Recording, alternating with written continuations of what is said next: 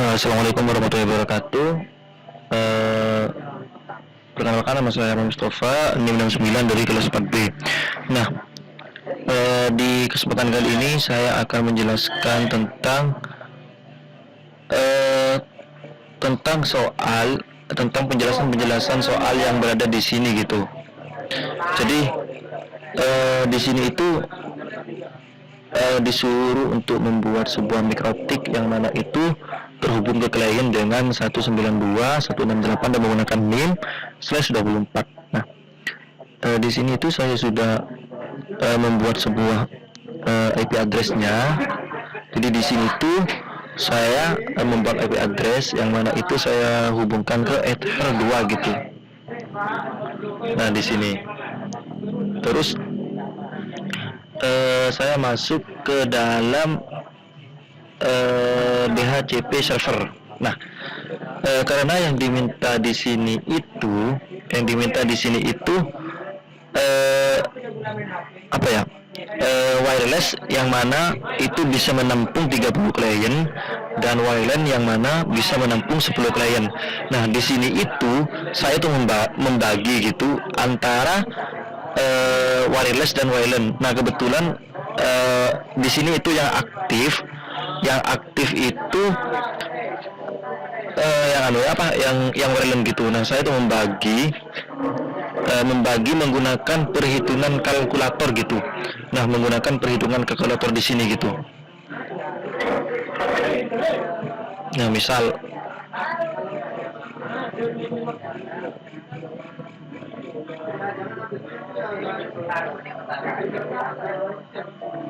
jadi saya tuh membagi bukan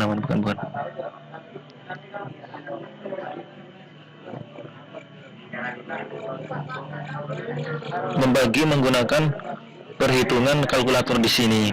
Nah, setelah saya membagi menggunakan kalkulator di sini, nah di sini tuh saya kesusahan dalam mencari host yang 10 gitu. Jadi saya tuh menemukan host 14, tapi saya kurangin ketika berada di sini gitu. Dimana tuh? Di IP, terus di pool. Bukan di IP, di pool. Nah, di sini. Nah, di sini tuh sudah ada port yang mana itu bukan port tapi IP yang belakangnya itu 30 dan juga IP yang belakangnya itu 10 gitu. Jadi saya itu membagi dulu gitu menggunakan perhitungan kalkulator. Misal seperti ini juga saya membagi bagaimana cara menghitungkan agar ini bisa ke 30 gitu. Jadi memperoleh seperti ini gitu. Nah, selanjutnya saya itu mengecek di sini, mengecek. Nah, di sini yang kebetulan saya itu menggunakan virtual box semua karena di sini itu versi virtual, maka saya itu menggunakan virtual semua. Nah, di sini tuh saya mengecek tentang IP yang saya tambahkan tadi. Nah, maka akan muncul seperti ini gitu. Jadi mana error?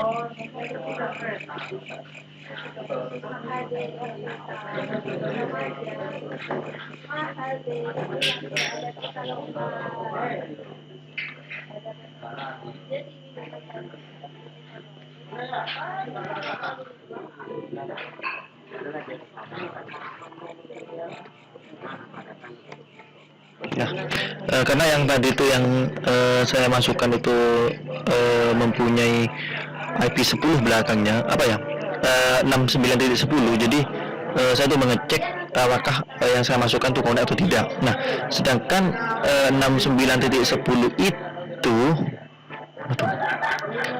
di sini itu wireline gitu. Jadi jaringan kabel gitu. Nah, di sini juga saya itu mengatur DNS. DNS.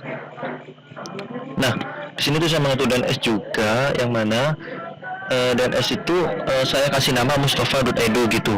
Jadi namanya tuh mustafa.edu. Nah, kita cek apakah DNS yang kita pasang itu kedetek atau tidak gitu.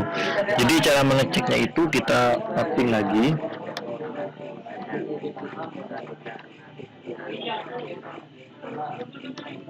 Nah, maka akan muncul seperti ini gitu. Berarti DNS ini kedetek gitu. Nah, di sini saya mau mencoba tentang yang 30. Kebetulan yang saya gunakan itu masih 10 gitu.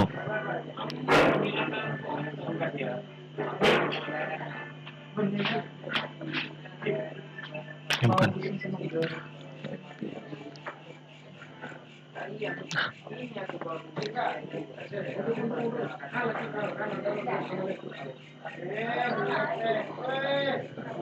Nah, di sini kan. Oh ya, sebelumnya saya juga sudah mengatur spot, yang mana spot ini akan berguna ketika kita nanti tuh kayak membagikan sebuah jaringan gitu. Nah, saya langsung ke yang 30, yang cloud, yang wireless yang 30. Kita konfigurasi dulu di sini.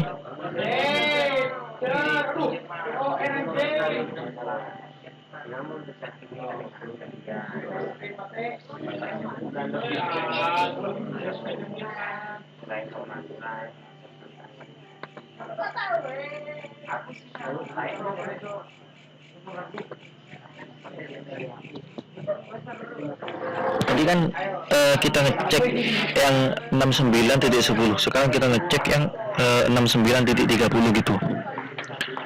Ini masih mencari jaringannya, bentar.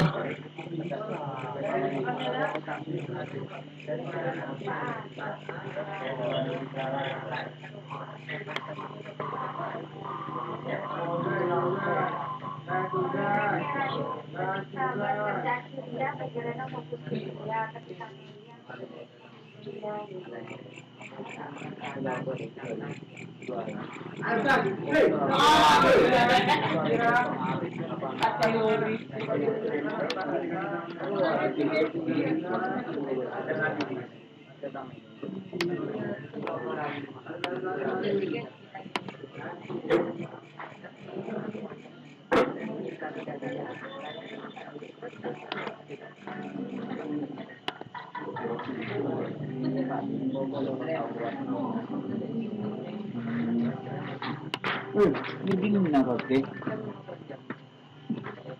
Pelado.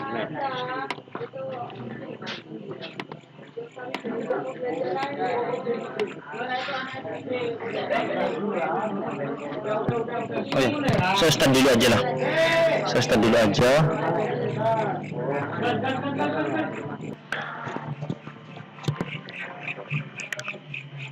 Oh ya, selanjutnya saya lanjutkan lagi yang tadi itu. Oh ya, yang tadi itu saya menghubungkan ke /27 gitu, dari 69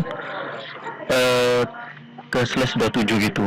Jadi di sini itu saya memperoleh IP sekitaran sini gitu. Jadi IP yang saya peroleh itu 69.8. Untuk membuktikan bahwasannya ini terhubung ke /27 di sini itu terdapat subnet yang 224, yang mana ketika kita melihat di sini subnet 224 itu masuk ke dalam 27, yang mana itu mempunyai klien 30 gitu. Jadi kita cek lagi. Mau balik jam berapa ini? Mau lembur.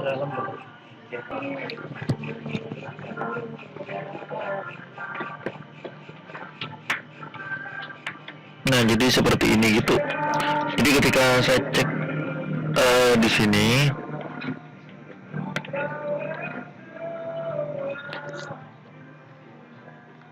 nah maka akan diarahkan ke tampilan seperti ini gitu. Jadi di sini juga disuruh login.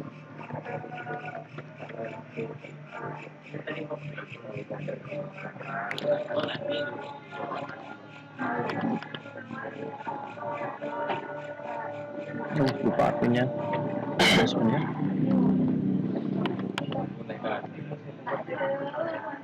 Oh iya.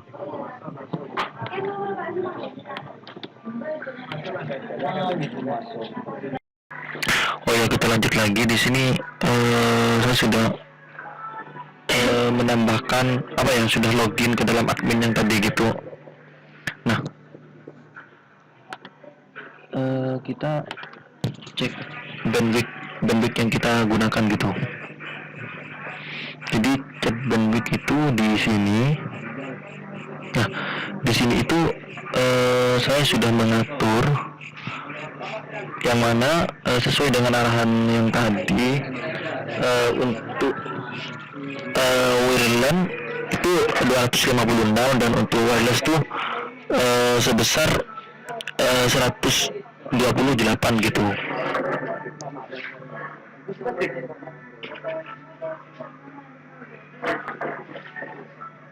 Jadi di sini tuh kita bisa ngecek, oh ya, untuk yang kita pakai itu yang berapa ya?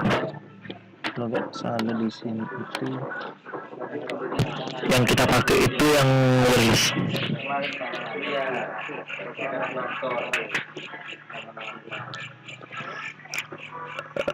Wireless. Sedangkan wireless itu sendiri berada di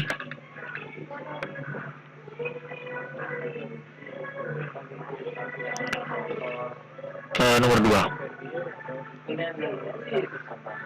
di sini. Nah, coba kita cek.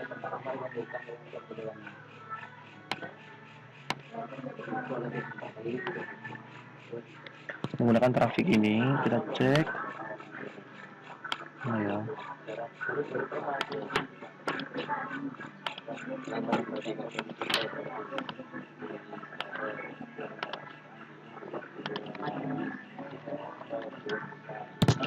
Nah, ini sudah bisa terkonek. Kita cek statusnya. Nah, dia sudah mulai naik gitu. Jadi dia sudah mulai naik. Seperti itu gitu. Terus di sini juga dijelasin tentang DNS itu apa. Jadi DNS itu kayak domain name server gitu, yang nantinya tuh kayak apa ya? Kayak mengkasih nama kepada domainnya gitu, kepada servernya gitu.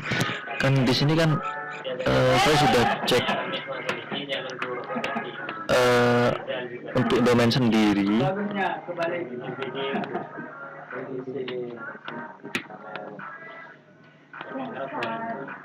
Ini namanya jujur kan? Ini alir nggak bisa kan? Oh, yang biasa dipertahankan kak? Ya enggak. Ya enggak.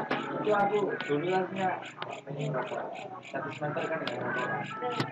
Nah, di sini tuh saya mengecek menggunakan NS lookup gitu, yang mana untuk server sendiri itu saya mempunyai nama domain Mustafa Dodo, dan untuk addressnya tuh 192 dan 168 69.1 gitu.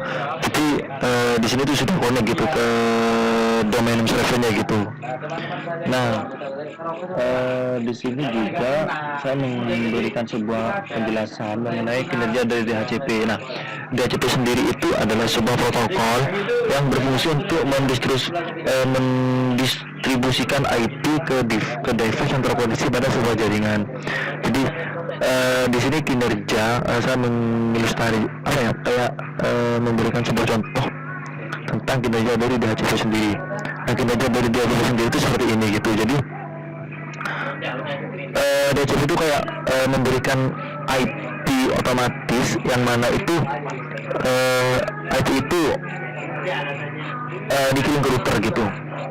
Terus dari router dikirim ke klien.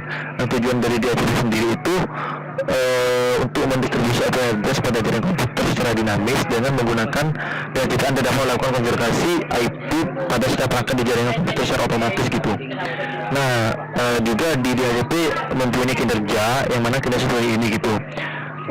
Yang pertama itu tahap discovery, yang mana tahap ini perangkat klien akan mencari DHCP dengan mengirimkan basket paket berupa discovery message. Jadi klien ini kayak mencari DHCP server gitu dengan mengirimkan sebuah pesan gitu. Yang mana pesan itu nantinya akan berisi sebuah IP address gitu. Setelah itu ada offer, yang mana offer sendiri itu menemukan dari sini yang mana offer itu menerima discovery gitu. Jadi dari discovery itu diterima semua offer.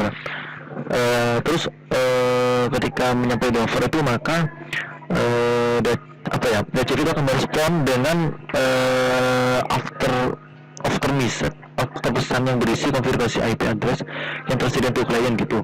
Selanjutnya itu request. Nah, di request sendiri itu setelah ini selesai semua maka ini akan diterima oleh DHCP klien. Maka klien ini akan memberikan sebuah request pesan yang mana pesan ini berisi penawaran yang sebelumnya diberikan oleh DHCP server gitu. Nah, selanjutnya untuk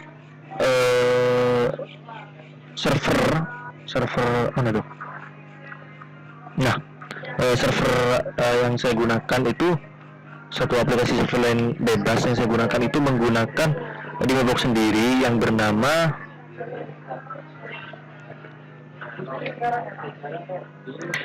ARP. Nah, ARP sendiri itu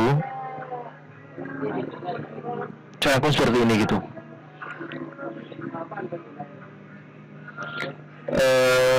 ARP itu adalah sebagian besar alamat IP yang diubah dan dipindahkan ke jaringan. Di sini saya membandingkan antara kinerja dari DHCP dan ARP juga. Jadi ARP itu istilahnya jika saya kinerjakan atau jika saya kasih detail, bukan detail tapi penjelasan secara singkat. Jadi kinerja dari ARP itu seperti ini gitu. Nah, seperti ini gitu. Jadi ini akan berguna ketika kita mengecek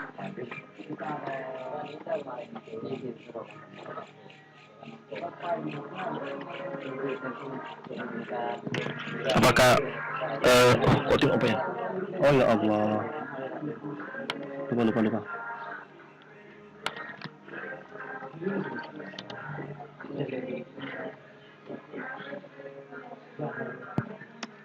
Nah, jadi karena tadi itu cara konfigurasi IP gitu.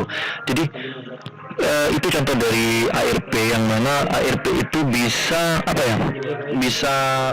merespon dari terminal ini gitu. Jadi apakah di dalam ARP itu terdapat IP yang kita simpan, terus ketika kita cek di terminal itu bisa kedeteksi gitu. Itu kinerja dari ARP. Nah, untuk kinerja apakah ini berfungsi terhadap klien, terkoneksi terhadap klien, itu menggunakan menggunakan virtual juga, yang mana virtual itu sudah terhubung ke dalam yang mana mikrotik itu terhubung ke dalam jaringan klien gitu. Jadi saya itu menggunakan ping kayak tadi itu. Jadi seperti itu.